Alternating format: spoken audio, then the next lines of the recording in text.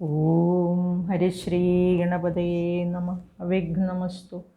ഓം ശ്രീ മഹാസരസ്വതേ നമ. ഓം ശ്രീ ഗുരുഭ്യോ നമ.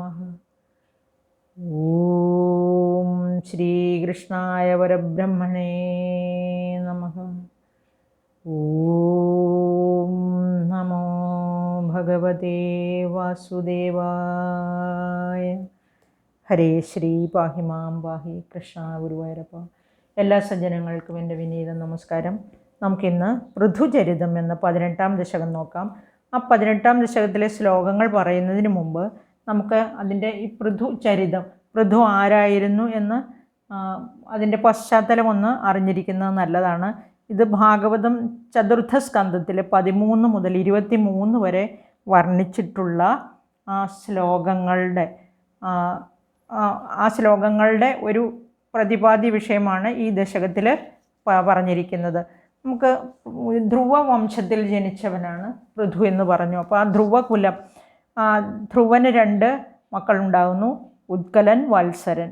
അതിൽ വത്സരൻ സ്വർവീധി എന്ന രാജകന്യകയെ വിവാഹം കഴിക്കുന്നു. അതിൽ 6 മക്കളുണ്ടാകുകയാണ്, 6 പുത്രന്മാർ: പുഷ്പാർണൻ, ദിഗ്മകേതു, ഈഷൻ, ഊർജൻ, വസു, ജയൻ എന്നിങ്ങനെ. അതിൽ പുഷ്പാർണന് പ്രഭ എന്നും ദോഷ എന്നും 2 ഭാര്യമാരുണ്ട്. അതിൽ ദോഷ എന്ന ഭാര്യയിൽ പ്രദോഷൻ, നിശീധൻ, വ്യുഷ്ടൻ എന്നിങ്ങനെ 3 മക്കൾ. ആ പ്രഭ എന്ന ഭാര്യയിൽ 3 മക്കളുണ്ട്. അത് നമുക്ക് ഇപ്പോൾ അറിയണ്ട. ഈ വ്യുഷ്ടൻ എന്ന മകനിൽ പുഷ്കരണി, അതായത് വ്യുഷ്ടൻ എന്ന മകൻ പുഷ്കരണി എന്ന രാജകുമാരിയെ കല്യാണം കഴിച്ച് അതിൽ സർവതേജസ് എന്നൊരു പുത്രനുണ്ടാകുന്നു. ആ സർവതേജസ്സിന് ആകൂതി എന്ന ഭാര്യയിൽ ചാക്ഷുഷമനു എന്ന ഒരു പുത്രൻ ജനിക്കുന്നു.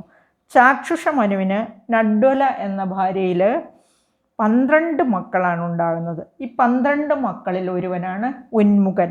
ആ ഉന്മുഖന് പുഷ്കരണി എന്ന ഭാര്യയിൽ അങ്കൻ, സുമനസ്, ഖ്യാതി, ക്രതു, അങ്കിരസ്, ഗയൻ എന്നിങ്ങനെ ഉത്തമന്മാരായ 6 പുത്രന്മാർ ജനിക്കുകയാണ്. ഈ അങ്കനെയാണ് നമ്മൾ ഈ ശ്ലോകത്തിൽ ഇനി കാണാൻ പോകുന്നത്, ഈ 18-ാം ദശകത്തിൽ. അപ്പോൾ ഈ അംഗ മഹാരാജാവിൻ്റെ മകനാണ് വേനൻ. ആ വേനനിൽ നിന്നാണ് പൃഥു ഉണ്ടാകുന്നത്. അതെങ്ങനെയാണെന്ന് ഈ ശ്ലോകത്തിൽ വിവരിക്കുന്നുണ്ട്. ഇത്രയുമാണ് പശ്ചാത്തലം. നമുക്കിനി ആ 18-ാം ദശകം ധ്രുവചരിതത്തിലെ ശ്ലോകങ്ങൾ 1 മുതൽ നോക്കാം. 1-ാമത്തെ ശ്ലോകം ആദ്യം നോക്കാം. ജാതസ്യ ധ്രുവകുല ഏവ തുംഗകീർത്തേരംഗസ്യ വ്യജനിസുതസവേന നാമ യദ്ദോഷവ്യഥിതമതിസ രാജവര്യഃ സ്ത്വത്പാദേ നിഹിതമനാവനം ഗതോഭൂത്.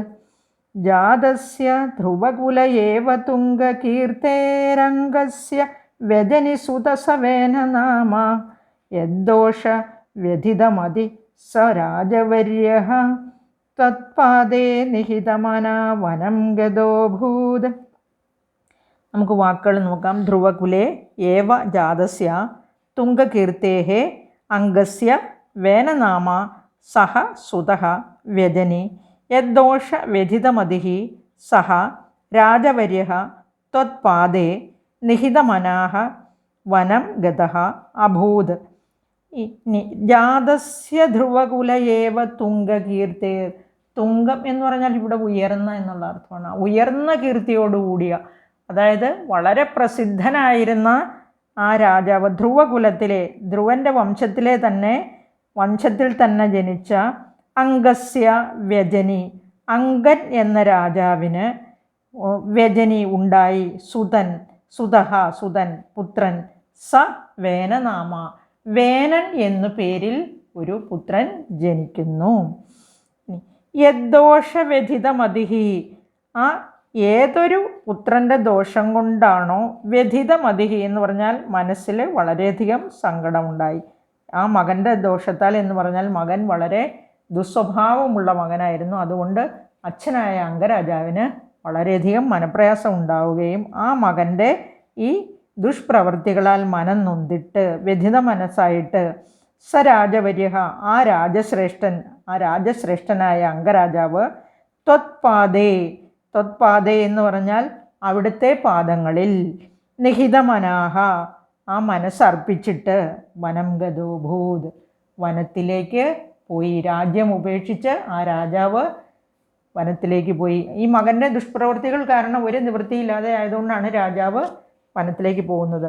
ആ മകൻ എന്ന് പറഞ്ഞാൽ ബാല്യത്തിലേ മുതൽ അധർമ്മിയും ദുഷ്ടനുമായിരുന്നു, അതുകൊണ്ടാണ്.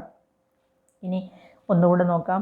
ജാതസ്യ ധ്രുവകുല ഏവ തുംഗകീർത്തേരംഗസ്യ വ്യജനിസുത സവേന നാമ യദ്ദോഷവ്യഥിതമതിഃ സ രാജവര്യഃ ത്വത്പാദേ നിഹിതമന വനം ഗതോ ഭൂത്.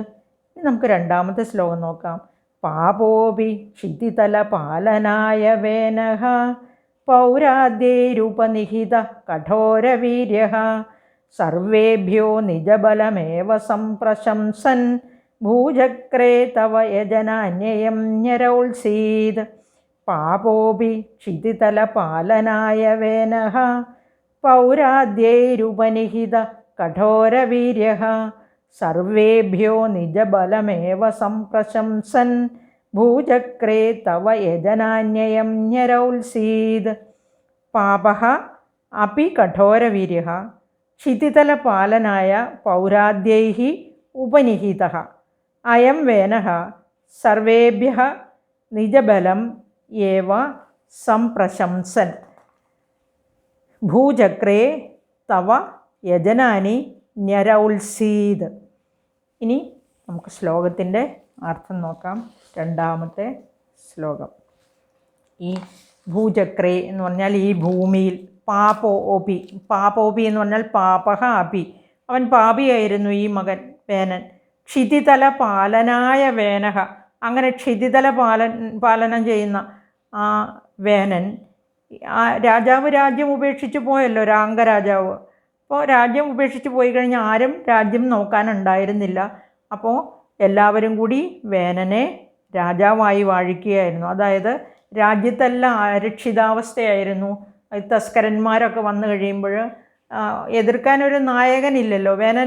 വേനനാണെങ്കിൽ ഒന്നിലും ശ്രദ്ധയില്ലാത്ത ഒരു ദുഷ്ട പ്രവൃത്തിയായിട്ട്, അതായത് ഈ അംഗരാജാവിന് പുത്രഭാഗ്യമില്ലാതെ വളരെ കാലം ഇങ്ങനെ മക്കളില്ലാതെ കഴിഞ്ഞ്, ഇപ്പം രാജഗുരുക്കന്മാരും മറ്റ് വേണ്ടപ്പെട്ടവരെല്ലാവരും പറഞ്ഞു ശ്രീഹരിയെ പ്രാർത്ഥിച്ച് യജ്ഞം ചെയ്ത് തൃപ്തിപ്പെടുത്തിയാൽ പുത്രന്മാരുണ്ടാവും എന്ന് പറഞ്ഞ് അങ്ങനെ അംഗരാജാവ് യജ്ഞം നടത്തുകയാണ്. ആ യജ്ഞം നടത്തിക്കൊണ്ടിരിക്കുമ്പോൾ യാഗാഗ്നിയിൽ നിന്നും വളരെ ദിവ്യവേഷത്തോടുകൂടി ദിവ്യ വസ്ത്രധാരിയായ സ്വർണ്ണാഭരണങ്ങളൊക്കെ അണിഞ്ഞ് തേജോമയനായ ഒരു പുരുഷൻ ഇങ്ങനെ പായസവും ഏന്തി ഉയർന്നു വന്നിട്ട് ആ പായസം കൊടുക്കുകയാണ്. ആ പായസം കൊടുത്തു കഴിഞ്ഞാൽ അത് ഭാര്യയായ സുനീതയ്ക്ക് നൽകുന്നു.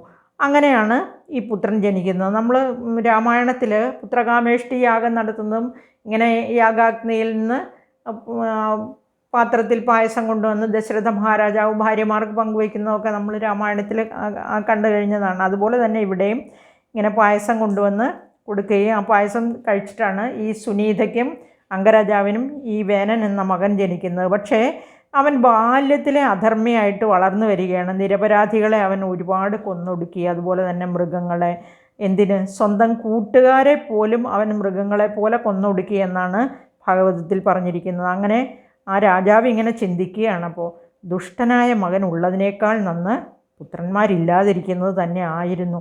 സത്പുത്രൻ നമുക്ക് ജീവിതത്തോട് ആസക്തി ഉണ്ടാക്കും, അതുപോലെ തന്നെ കുപുത്രനായാൽ, അതുപോലെ മുടിയനായ പുത്രനായാൽ ജീവിതത്തോട് നമുക്ക് വൈരാഗ്യം വളർത്തും.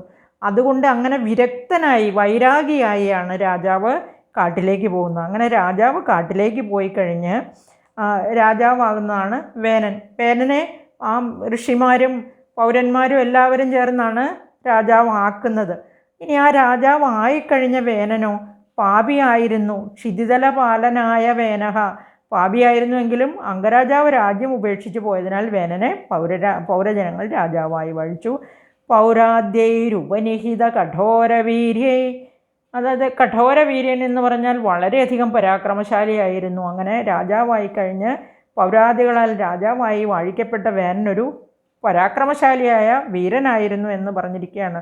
സർവേഭ്യോ നിജബലമേവ സംപ്രശംസൻ, എല്ലാവരോടും, സർവേഭ്യോ സർവരോടും തൻ്റെ നിജബലം എന്ന് പറഞ്ഞാൽ സ്വന്തം ബലത്തെക്കുറിച്ച് ഏവ അത് മാത്രമേ സംപ്രശംസൻ, തന്നെത്താൻ ഇങ്ങനെ പ്രശംസിച്ച് പറഞ്ഞുകൊണ്ടിരിക്കുമായിരുന്നു.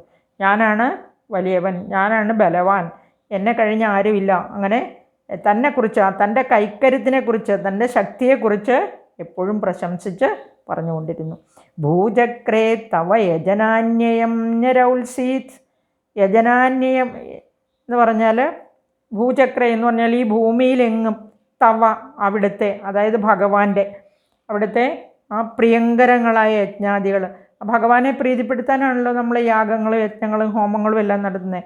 അപ്പം തവ യജനാന്യയം ഞരൗത്സീത്, അത് മുടക്കിക്കൊണ്ടിരുന്നു. ആ ഭഗവാനെ പ്രീതിപ്പെടുത്തുന്ന, ദേവന്മാർക്ക് വേണ്ടി ചെയ്യുന്ന എല്ലാ പാപകർമ്മങ്ങളും ഈ വേനൻ തടഞ്ഞുകൊണ്ടിരുന്നു.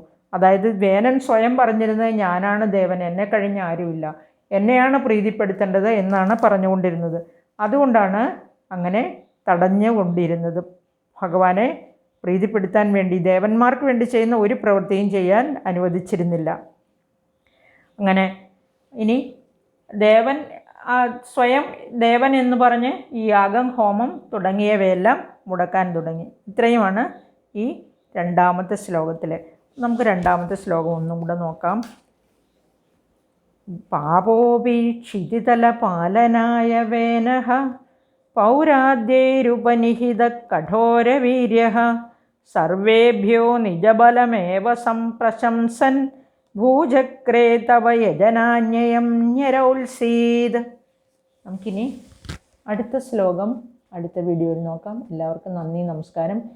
ഒരു കാര്യം കൂടി, എല്ലാവർക്കും ഇഷ്ടപ്പെടുന്നുണ്ടെങ്കിൽ കമൻറ്റ് ചെയ്യുകയോ ലൈക്ക് അടിക്കുകയോ അതുപോലെ ഷെയർ ചെയ്യാൻ ഒരു മടിയും വിചാരിക്കേണ്ട. കാരണം ഇത് നമ്മൾ ഭഗവാന്റെ ഈ വൃത്താന്തമാണ്, ഭഗവത് കഥകളാണ്. അത് മറ്റുള്ളവരിലേക്ക് എത്ര ഷെയർ ചെയ്യുന്നോ നമുക്കതിൻ്റെ സത്പ്രഭാവം നമ്മളിലേക്ക് എത്തുന്നുള്ളതിനൊരു തർക്കമില്ലാത്ത കാര്യമാണ്. അതിനാരും മടി വിചാരിക്കേണ്ട കേട്ടോ. എല്ലാവർക്കും ഒരിക്കൽ കൂടി നന്ദി.